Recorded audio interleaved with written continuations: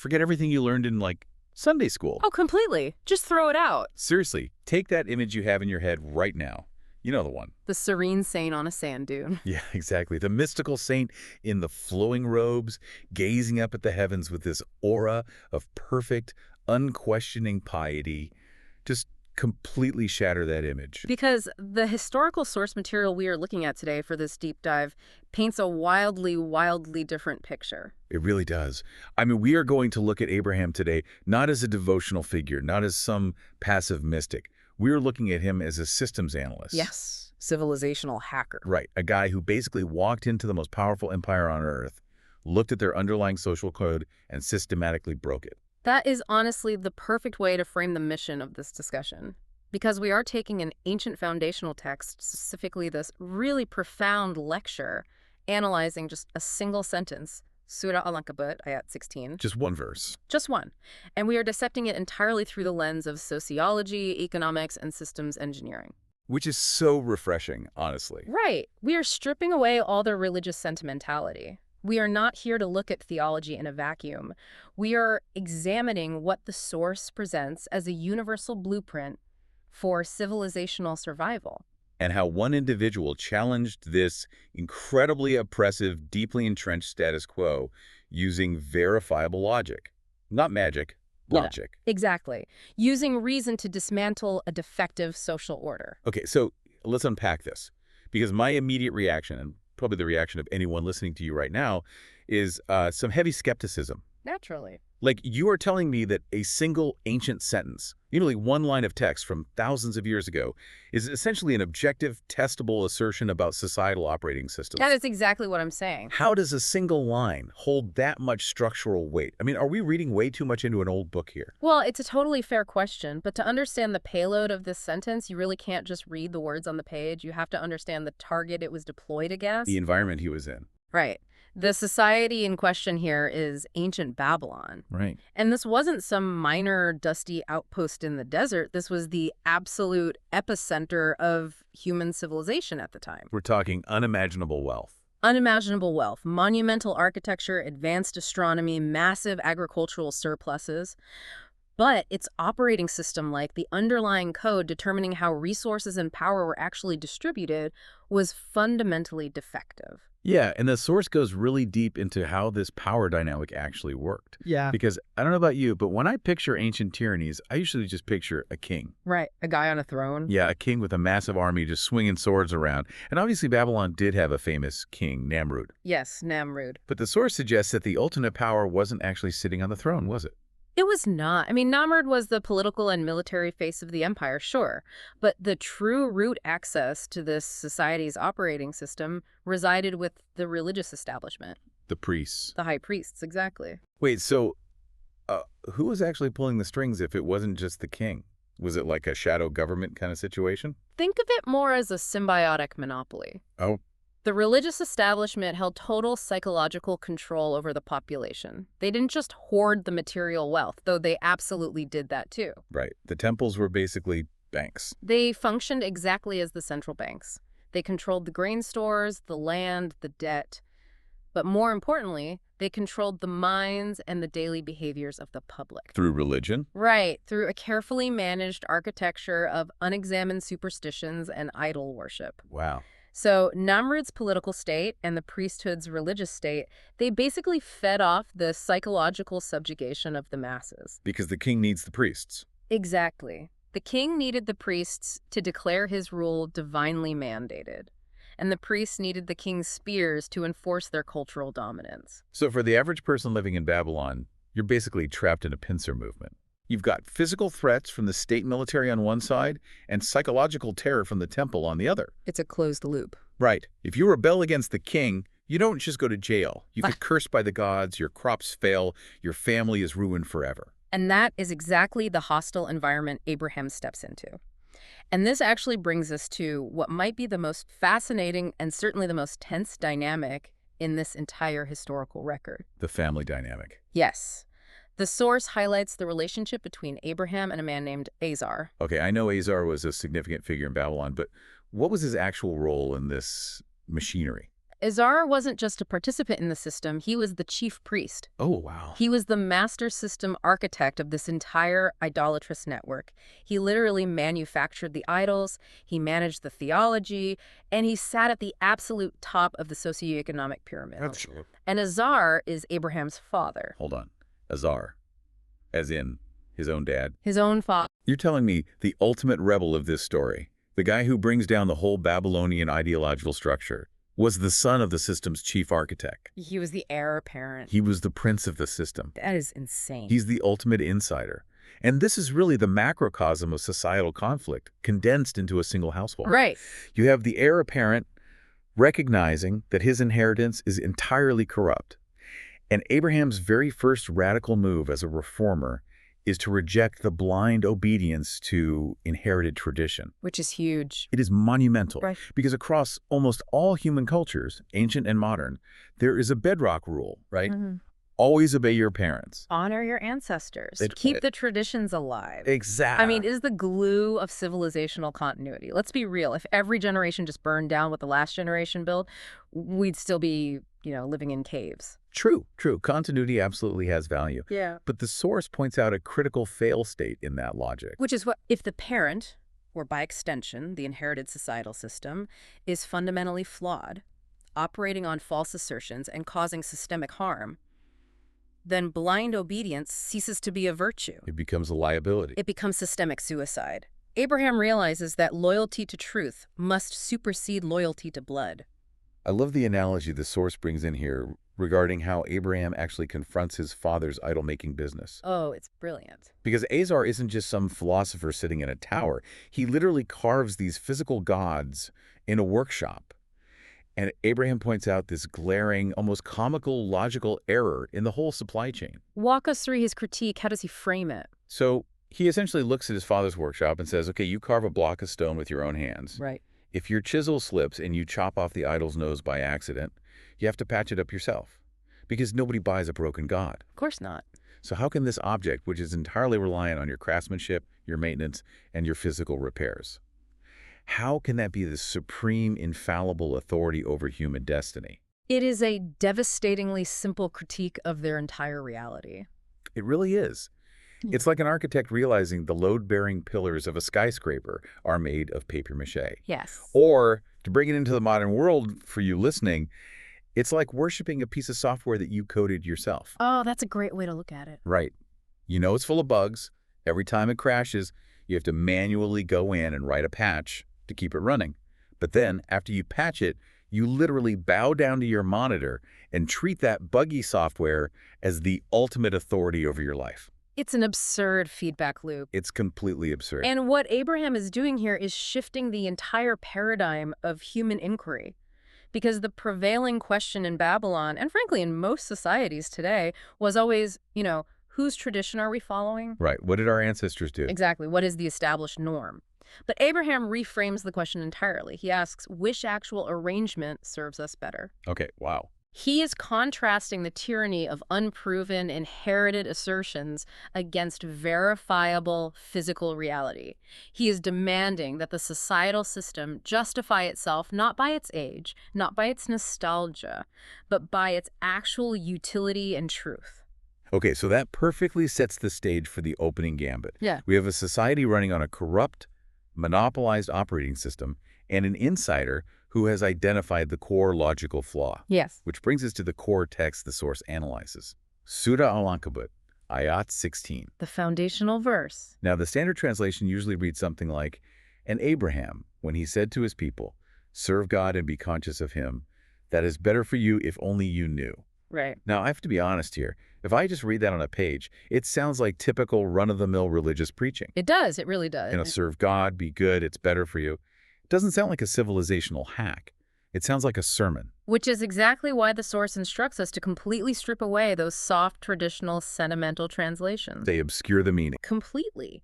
The English words serve, conscious, and better carry centuries of theological baggage that completely obscures the original engineering logic. So what's the actual engine under the hood of this verse? We have to execute a highly sophisticated linguistic breakdown of the original Arabic terminology to see the machinery at work here. Let's look at the first phrase, ubudullah. Which is traditionally translated as worship God, right? Yes, but in the systemic context the source provides, it has absolutely nothing to do with assuming a ritual posture. Wait, really? Nothing at all? It isn't about bowing or chanting or engaging in worship talk. The root word implies work, service, and functional alignment. So what does that actually look like in a society? If it's not building a temple and singing hymns, what is ibadah in this context? It means rendering active service within the divine order. Think of it as functional alignment with the permanent laws of the universe. Okay, give me an example of that. Think about building a bridge. Okay. You don't worship the laws of physics or gravity by singing songs to them, right? Right, that wouldn't hold up any cars. Exactly. You align your steel and your concrete perfectly with those laws. If you align with gravity, the bridge stands and it carries weight. And if you don't. If you ignore those laws based on some superstition, the bridge collapses. So, Abraham is telling the Babylonians, stop aligning your social and economic machinery with the arbitrary, exploitative laws invented by Azar and Namrud. Wow. Align your society with the universal, permanent operating principles that govern human flourishing. That completely reframes the entire concept from a private spiritual feeling to a public structural action. Yes, it's structural. Which leads us to the second term, a taqwa, coming from taqwa. Now, I've always heard taqwa translated as fear of God or piety. But again, the source completely shreds that definition, doesn't it? Oh, it dismantles it. The source argues that translating taqwa merely as fear completely castrates the intellect of the word. Castrates the intellect. That's a strong phrase. Because fear is a paralyzing emotion. It makes you shrink, hide, and stop thinking. Taqwa is the exact opposite.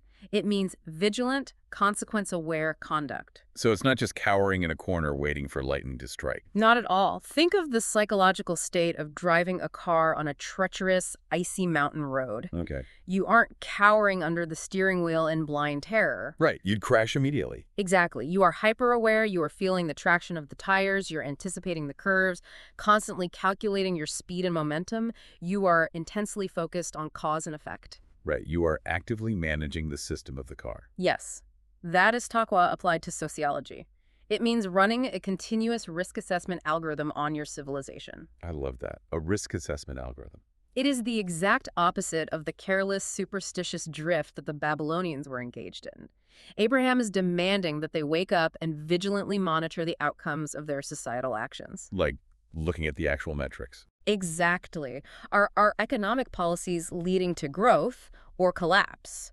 Is our justice system creating equity or resentment? That is so practical. Yeah. So Ubullah is the initial functional alignment of the machinery, and Itak is the vigilant, ongoing monitoring to ensure you stay in alignment and don't drift off the cliff. Precisely. And that leads to the ultimate pitch, the third phrase in the verse. Khairun lakum. That is better for you. This is the crux of the entire argument. Notice the framing here. The pitch is completely centered on the audience's own socioeconomic benefit. It is an engineering proposition. I'm struggling with better for you, though. Why is that? Because that sounds an awful lot like typical prosperity gospel to me. Pray to my God and you'll get a bigger house and a better harvest. Right. Is that really what he's saying? Because if so, we're kind of right back in the realm of superstition, aren't we? I see why you'd think that, but it is vital to distinguish this from the prosperity gospel. The prosperity gospel relies on magical thinking. It says, I perform a ritual, and some invisible hand alters reality to give me wealth. Right, it skips the mechanics. Exactly. Abraham is introducing a concept the source calls the law of requital. This is the absolute bedrock of his argument. That is better for you, means that consequence is built directly into the choice of the system itself. Built in, like it's hardwired. Hardwired. The same way illness is built into drinking contaminated water. So it's pure cause and effect. Pure cause and effect. The law of requital states that every action, individually and societally, generates a corresponding unavoidable outcome. Regardless of who you are. Yes. If a society aligns with the correct operating principles, meaning equitable wealth distribution, objective justice, the dismantling of monopolies, human dignity, it produces a demonstrably better return on investment. The math just works out better. The society flourishes. It is secure. It is scientifically advanced. Conversely, if you choose idolatry, which Remember, we've defined not just as bowing to statues, but as a system based on false assertions, concentrated power, and blind obedience. Right. It mathematically underdelivers. It inevitably produces extreme inequality, intellectual stagnation, and eventual collapse. So Abraham is essentially handing them a comparative data analysis. Yes. He's looking at Babylon, the glittering jewel of the ancient world, and telling them, look past the gold on the temples. Your current system is actually a terrible long-term investment. It is structurally doomed, and I have the blueprint for a better one. And notice how he removes all the hype. He doesn't threaten them with mystical plagues. He proposes a superior system and invites them to verify it. If only you knew. If only you knew. He is challenging them to check the data. It is the scientific method applied to civilizational reform. It really is. But here is where we need to take a step back. Because before a reformer can just walk into the capital city and challenge a deeply entrenched system with that much confidence, they must be highly competent. Absolutely. You don't just wake up one morning, stretch, and say, I think I'll dismantle the Babylonian Empire today before lunch. No, you would be crushed immediately. Exactly. The source emphasizes that Abraham did massive amounts of groundwork. He deeply studied the mechanics of the universe before he ever opened his mouth in public. He had to be objectively certain of how reality actually functioned before he could expose the fiction of their society. And the source walks us through exactly how he conducted this study. It describes this moment where Abraham performs a literal audit of the celestial bodies. The famous celestial audit. Right. He looks at the stars, the moon, and the sun. Now, remember the context for you listening. The Babylonians were incredible astronomers. They charted the heavens with terrifying accuracy. Yes. But their critical flaw was that they worshipped these celestial bodies as deities. They actually believed the stars and planets were sentient gods that dictated human destiny, controlled the harvests, and legitimized the king. So Abraham decides to test their theology using their own visual astronomical evidence. He sets up a highly public falsifiable claim. He does. Tell me how this audit plays out, because it sounds incredibly poetic when you read it in the traditional text, but you're saying it's actually a brutal logical trap. Oh, it is a trap. So the historical record shows Abraham looking up at a bright star in the night sky, and he says to his people, "Is this my Lord? Is this the ultimate authority?" Right.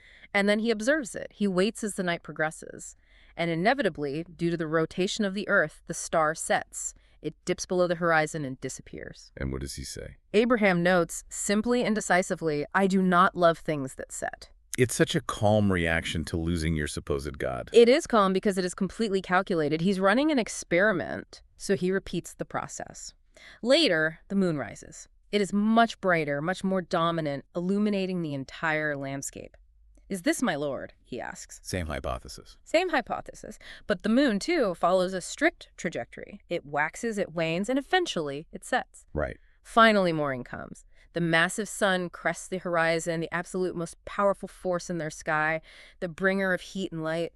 This is the biggest. Abraham says, "This must be my Lord." Right. This has to be it. But as the day grinds on, evening approaches, and the sun is dragged below the horizon, it sets. Okay, I see the pattern. Yeah. But, I mean, what is the profound sociological point he is making here? Well, Because to any 5-year-old, it's obvious that the sun sets. The Babylonians knew the sun set. They literally tracked it with math. What is the systemic trap Abraham just sprung on the greatest astronomers of the ancient world? he is using their own observations to redefine the nature of authority itself. How so? By pointing out that these celestial bodies set, that they appear and disappear on a rigid, predictable schedule, he is proving that they are bound by strict, immutable laws. Oh, wow. They do not control their own movements. They are subjected to a schedule. Therefore, they are components of a system, not the architect of the system itself.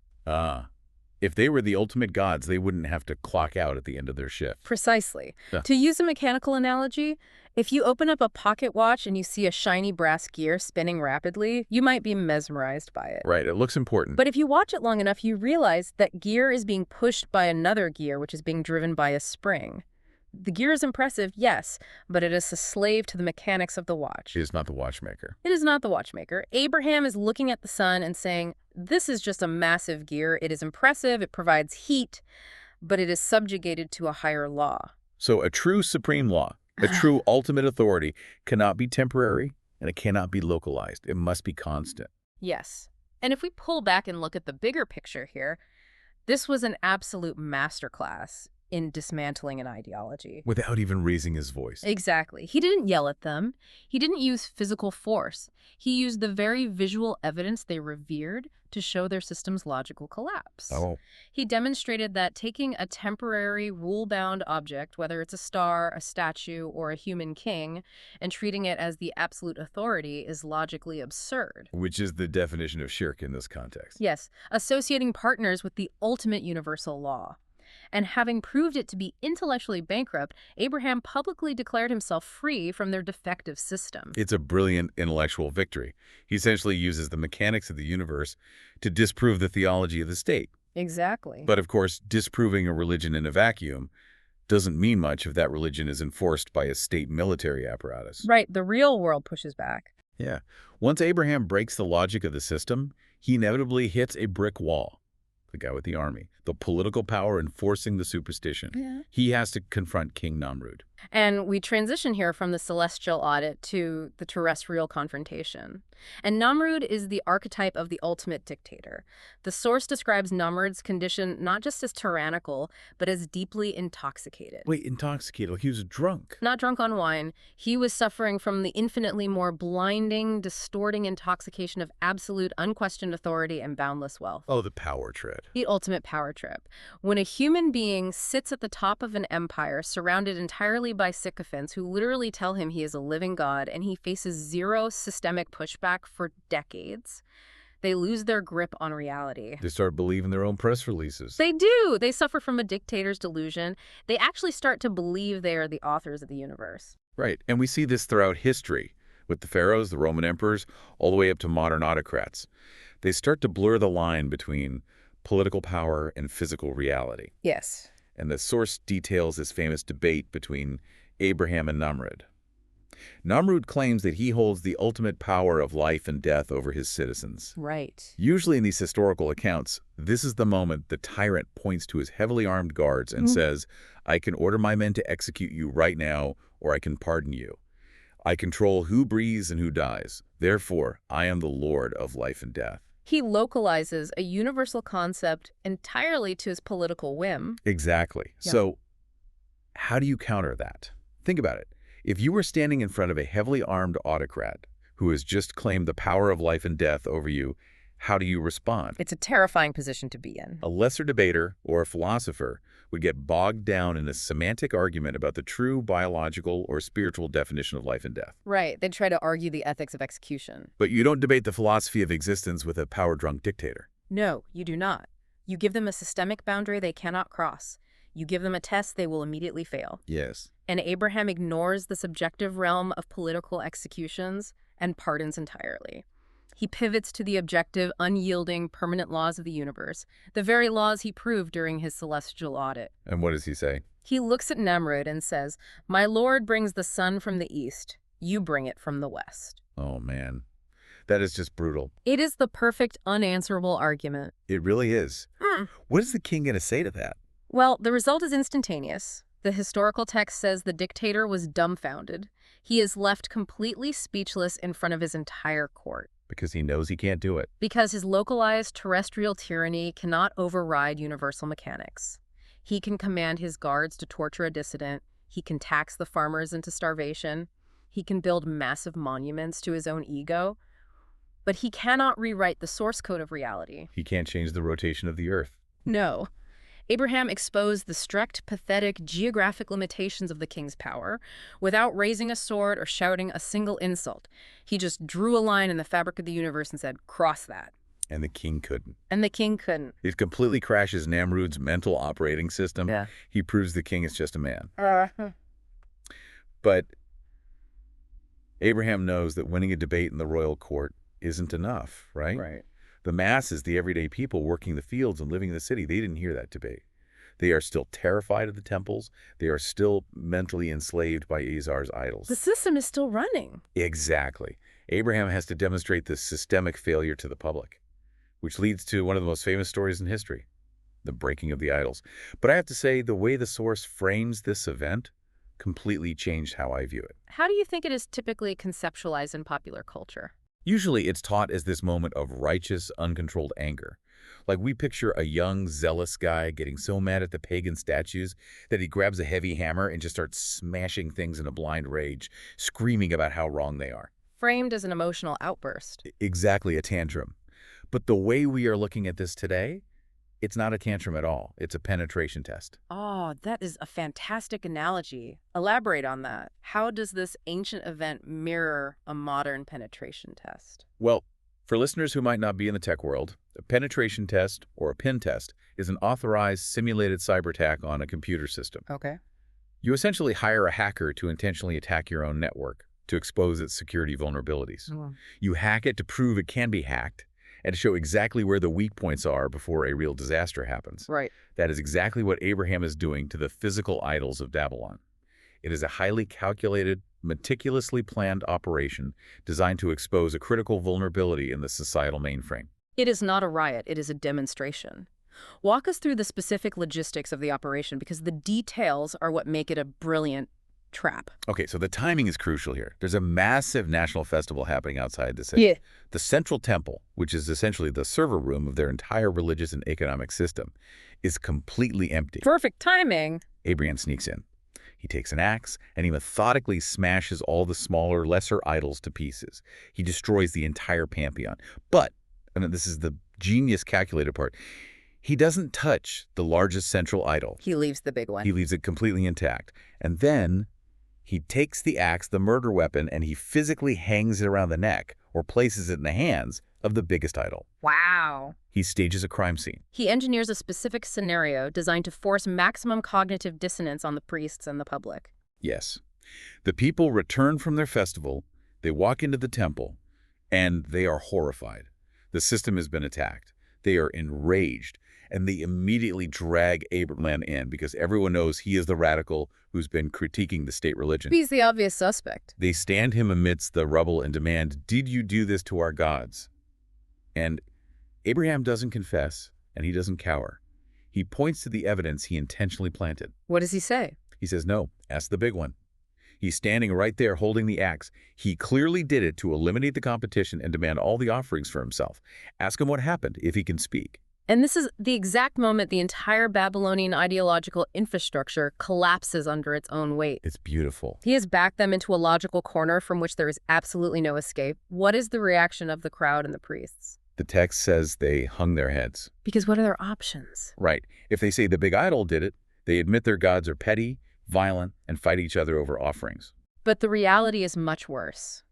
To answer Abraham, they have to admit the truth out loud in front of the whole city. They have to say it. They have to publicly confess that their ultimate gods, the entities they claim control the rain, the harvests, and human destiny, cannot speak, cannot defend themselves, cannot move, and cannot even identify a single guy with an axe who broke into their own temple. That's humiliating. Yeah. Abraham used their own physical architecture, their own sacred space, to prove their intellectual and functional bankruptcy. Think about the sociological implications of that confession. If your god cannot protect its own wooden nose from being chopped off in its own house, how can it possibly protect the Babylonian economy? It can't. How can it protect the civilization from famine, disease, or invading armies? The penetration test was a complete, unqualified success. It really was. It exposed that the system had zero actual security. It was running entirely on the illusion of fear and the momentum of tradition. Now, we're talking about this like it's a brilliant chess match, but I think we need to pause and remember the human stakes here. They were incredibly high. Abraham is openly mocking the state religion and the royal authority in a society where the punishment for dissidents is brutal. This isn't just a clever debate club victory. It's a terrifying life-or-death confrontation. Right. He has just humiliated the most powerful men on earth. Yeah. And this brings us to the dark reality of societal engineering. When a corrupt, power-drunk system is utterly defeated by logic, when it has no rational arguments left, it doesn't just surrender. No, it doubles down. It doesn't say, "Wow, Abraham, great data points. Let's form a committee and reform our Constitution." Absolutely not. When autocracy loses the intellectual debate, the mask of benevolence slips entirely. The gloves come off. The illusion of a divine, orderly society vanishes, and the raw, brutal mechanism of state terror is deployed. Logic is replaced by violence. The priests and King Namrud, completely unable to answer Abraham's logic, issue a chilling command to the public. They say, Burn him, protect your gods. Which is the profound, almost tragic irony that the source highlights. What do you mean? The foundational promise of any god, any state religion, or any central authority is protection. The system is supposed to protect the citizen. Right. But here, in its moment of crisis, the state is screaming that the citizens must protect the gods. It completely fixed the script. It reveals the parasitic, extractive nature of the system. The elite are essentially admitting our ideological infrastructure is helpless. You, the masses, must protect the system that keeps us in power, even if you have to commit murder and burn a man alive to do it. The system demands human sacrifice to maintain its own illusion of authority. Yes. So they build a massive fire. They intend to make a horrific public spectacle of Abraham to reestablish fear. But the source explains that the fire of their revenge was cooled. It failed. Their systemic plot completely failed. The execution did not work, the state's ultimate weapon of terror was neutralized, and Abraham emerged safe, completely unharmed. He proved the system's logic was flawed, he proved their gods were powerless, and finally, he proved their physical violence was ineffective against the divine order. He beat them on every single level. Which brings us to the next critical phase of the reformer's journey. Having won the intellectual debate on all fronts, and having survived the state's attempt to execute him, Abraham makes a decision that is deeply, fundamentally misunderstood by most modern readers. Okay. He decides to leave Babylon. He undertakes what is known as Hydra migration. Okay, I have to stop you there. Yeah. Because we just spent this entire time talking about how Abraham dismantled the system, proved the king wrong, shattered the idols, and walked out of a roaring fire untouched. Right. He is practically invincible at this point. And his next move is, he leaves, he packs his bags, and walks away. It seems counterintuitive. To a modern reader, or really anyone looking at a narrative of triumph, that looks exactly like he lost his nerve. It looks like he barely escaped with his life and ran away to hide in the desert. And that is exactly how traditional, sentimental narratives often paint it. They frame Hydra as a desperate flight for survival, a refugee escaping persecution. But the source completely reframes Hydra. It explicitly argues that Hydra is absolutely not a cowardly flight. It is not running away to save one's skin. Well, how could it be? Think about it logically. If Abraham was simply afraid of dying, he wouldn't have walked into the temple and smashed the idols in the first place. He'd already accepted the risk of death. Oh, that's a great point. He wasn't scared. So if it's not fear, what is the motivation? Why abandon the capital city right after a massive victory? Because Hydra is a calculated, strategic relocation. We have to remember Abraham's objective. A master systems engineer, a true reformer, doesn't just want to win debates or humiliate priests or point out flaws in the current software. Right, that's just step one. Their ultimate goal is to establish the optimal operating system in reality. They want to build a functional, breathing society based on the law of requital, where justice, equity, and human development actually occur. They want to build the new city, not just critique the old one. Precisely. Abraham looks at Babylon. He assesses the variables. He realizes a harsh, pragmatic truth. While he has won the intellectual argument, the system in Babylon is too deeply entrenched. It's too far gone. The infrastructure of idolatry is too vast, the military is too heavily armed, and the population, despite seeing the idols smashed, is still too deeply addicted to their subjugation. To try and reform Babylon internally from that point on, to try and negotiate with Namrud and Izar, would be to waste a lifetime of effort for a near-zero probability of success. I see. It's like trying to install a modern, sleek, open-source operating system onto an ancient, rotting mainframe that is physically hardwired to only run proprietary malware. Perfect analogy. At some point, you have to realize that you can't just keep writing patches for a broken machine. You have to unplug, walk out of the building, find fresh materials, and build a brand new server from scratch. That is a highly accurate way to view it. Remaining in a geographic location that offers zero probability of establishing the correct system is not bravery, it is irrational stubbornness. Wow. And this raises an incredibly challenging question, one the source tackles head-on, which forces us to examine our own modern assumptions. How do we view the concept of patriotism? How do we view the homeland? Yeah, the source goes incredibly hard on this concept. Yeah. It argues that for a true reformer, the system is infinitely more important than the soil. And this is a radical, almost uncomfortable concept for many people today. Oh, absolutely. We are deeply conditioned from birth to revere the dirt we are born on. We draw imaginary lines on a map and sing songs about the geography.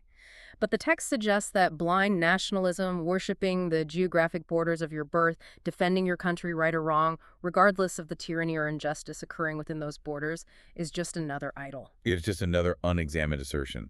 No different than carving a god out of stone. Exactly. That is heavy. But it makes perfect sense. I mean, why should you owe your life and your allegiance to a piece of land that is actively running a corrupt operating system that crushes human dignity? You shouldn't. Abraham realizes that his allegiance is to the correct operating principles, the divine order, not to the Babylonian zip code. He recognizes that soil has no inherent moral value. The system running on the soil is what matters. So he severs ties completely. He essentially declares, I am done with this oppressive society. I am separating myself from your tyranny until you fundamentally change your operating principles. And he migrates. He leads. He leaves the glittering superpower of the ancient world, the center of wealth and culture, and heads out into the comparative, undeveloped wilderness of Palestine. And we must look at the historical result of that strategic pivot. What happens? He builds something new. In this new environment, unburdened by the monolithic tyranny of Namrud, free from the psychological monopoly of Azar's temples, the new system takes root. The source details how this migration, this hijra, leads directly to the establishment of what it calls the Mulki-Azim, a great kingdom. He doesn't just go out into the desert and start a tiny, isolated commune of monks. He lays the groundwork for an entirely independent state, complete with a constitution, economic systems, and systemic wisdom. Because you cannot fully implement the law of requital. You cannot truly run the divine operating system and ensure justice, equitable distribution of wealth, and human security without sovereignty. You have to have control. You need the structural freedom to enact laws and manage resources without a dictator breathing down your neck. Hijra wasn't an escape from society. It was the active, necessary pursuit of a viable space to build a better one. This has been an absolutely massive paradigm shift. Let's synthesize this incredible journey for you listening, because we've covered a vast amount of historical and sociological ground today. We really have. We started by deliberately shattering the soft, sentimental, stained glass image of a passive patriarch. We've seen that Abraham was not offering gentle homilies or demanding blind, unthinking faith. He put an entire massive civilization's social order on trial. He audited their theology, he stress-tested their political power, and he did it all using rational, falsifiable socioeconomic metrics. He looked at the hard data of their society and basically said, your system underdelivers, it produces tyranny. My system overdelivers, it produces justice. And that brings us to the permanent takeaway here. Right, because we aren't living in ancient Babylon. We aren't carving statues out of stone in a workshop or watching the sunset to prove the king wrong. How does a 4,000-year-old civilizational hack apply to us right now? Well, the permanent principle of human progress is that genuine structural reform always opens exactly how Abraham opened it, with a falsifiable claim. Okay. It proposes a superior system grounded in universal laws and invites the audience to verify the data. That is better for you if only you knew. The methodology doesn't change. Exactly. What changes throughout human history are merely the specific idols and the flavors of inherited tyranny. In Babylon, the idols were made of stone, or there were celestial bodies, or they were autocrats named Namrud. And today? Today, our idols are much more sophisticated. They might be made of unchecked political ideologies, predatory financial systems, algorithm manipulation, or blind aggressive nationalism. The materials change, the technology upgrades, but the core defect remains exactly the same. Precisely. The core defect is relying on unexamined assertions rather than verifiable outcomes. It is bowing down to a system that harms you just because it is traditional. And therefore, the reformer's opening gambit remains constant across all eras. Expose the false idol, propose the better system, and invite the audit. So what does this all mean for you right now as you navigate our own complex society? We've seen how Abraham dismantled the physical and psychological idols of Babylon to expose a fundamentally broken operating system. If you had to conduct a system audit on our modern civilization today, what are the untouchable idols, the deeply held, completely unexamined assumptions that we are desperately protecting instead of them protecting us? That is the ultimate question. What are the broken systems we keep patching up because we're too afraid to build something new? And more importantly, if you found the core flaw, are you brave enough to leave the axe by the biggest one?